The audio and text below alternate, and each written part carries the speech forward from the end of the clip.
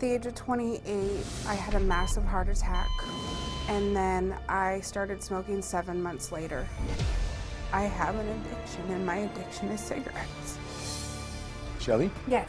It's Dr. Khorsandi. Nice to meet you. I saw Shelly today. She's been told she's pre-diabetic. The combination of smoking and diabetes is deadly. I had a heart attack approximately 4 years ago. A stent was placed? Yes, I have one stent in my LAD. And you've been okay since then? I have. Okay. Were you overweight at that time? I was. And tell me about your family history. My biological father has had a stroke and a heart attack. His sister had a heart attack in her 40s. I've been hospitalized for chest pains, mainly for observation. When was the last time you were examined? I saw my cardiologist back at home about 2 weeks ago. If you were going to walk up a flight of stairs now, would you have any trouble? I would. What trouble? Hard time breathing. Hard time breathing. Catching my breath. Take a nice deep breath for me. I ordered an EKG to show us the status of her heart at this point. She's only 31 years old. She's unlikely to get to be an old person unless she has some major intervention and modifies her risk factors dramatically. We're joined by cardiologist Dr. Mehran Khorsandi as well as Shelly. And Dr. Khorsandi, before I ask you about what your evaluation revealed, Shelly, I have to ask you because everyone wants to know. Smoking can be so addictive, but you have a heart attack, you know your life is on the line, but just somehow, some way that wasn't enough. For 7 months it was. And then my husband, we'd gone through the homelessness, and I was spending time with friends. And I literally got a text message. He was leaving me. No rhyme, no reason, no nothing. It was there.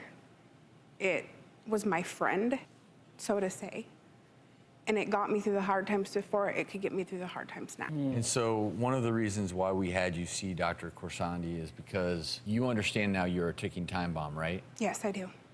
And I know that you reiterated that during your exam. What did you find? The combination of the diabetic genes and smoking is like a slow suicide. She's guaranteed to have problem again. So when we see somebody like her, we try to modify her risk factors to the extent we can. The reason she had a heart attack at age 28, one is cigarette smoking, is her obesity at the time. She has a very strong family history of heart disease, and her cholesterol has been quite high.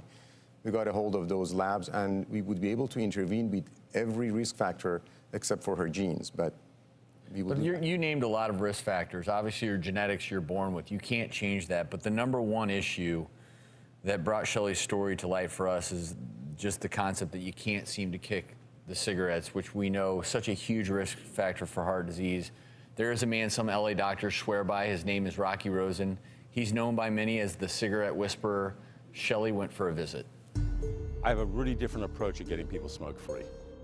The truth about those of us who are addicted to cigarettes isn't that we don't want to smoke. The truth is we do want to smoke. We just don't want to suffer the consequences. How many times have you quit smoking? A few. Never. A drug addict and an alcoholic hit a bottom. Smokers don't hit that same bottom until it's too late. Do you enjoy smoking? I do. Since you went from being the social smoker to the addicted smoker, not one cigarette has given you real pleasure. Is your smoking depriving you of anything? Every feeling you don't want to have are the feelings you experience while you continue to smoke. Does that resonate as the truth? And you can cry if you want to. I want you to start listing the benefits you hope to gain by getting smoke-free. And I'm going to ask you to say a few words to yourself before you light each cigarette, starting now. The first one's tough.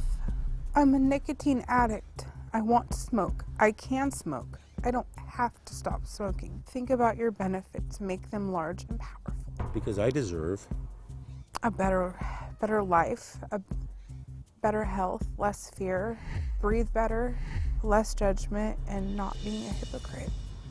Smoke whatever you want. But before you light a cigarette, just say these words to yourself. Today was learning how not to feel deprived. Day 2, we're going to talk about how not to repress your urges, but actually how to use the urge to help you stop smoking. Day 3 is Independence Day and is about relapse prevention. How to keep you free. Do you deserve better? I do deserve better. Do you want to be free? I want to be free. When we come back, we'll meet with Rocky and see if Shelly has made any progress.